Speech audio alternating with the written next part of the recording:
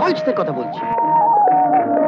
ছবি আঁকা, গল্প লেখা, চিত্রনাট্য তৈরি করা কিংবা চলচ্চিত্র পরিচালনার মতো আরো যে কাজেই তিনি হাত দিয়েছেন তাতেই সোনা ফলেছে। তার পরিচালিত ছবি আমাদের জন্য গর্বের বহু উপাদান রেখে গেছে। রাজা ভগবান রাজস্থানে যাওয়ার কথা বলেছে। এটার নাম কোল্ড পয়েন্ট 32। অস্বাভাবিক কিছুই আপনার চোখে পড়েনি? তাং মাত করো অজিত, এতে রিস্ক কে আছে? আমি একা। তার কাছের মানুষেরা তাকে মানিক নামে ডাকতেন। ছবির জগতে, বইয়ের জগতে তার রেখে যাওয়া মণিমাণিক্য আজও আমাদের অমূল্য সম্পদ।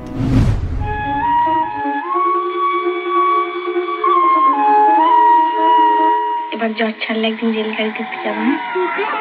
বিভূতিভূষণ বন্দ্যোপাধ্যায়ের পথের পাঁচালী উপন্যাসের একটি শিশু সংস্করণ মাটির ভেঁপু তার এত ভালো লেগে যায় যে প্রথম ছবির জন্য পথের পাঁচালীকেই বেছে নেন।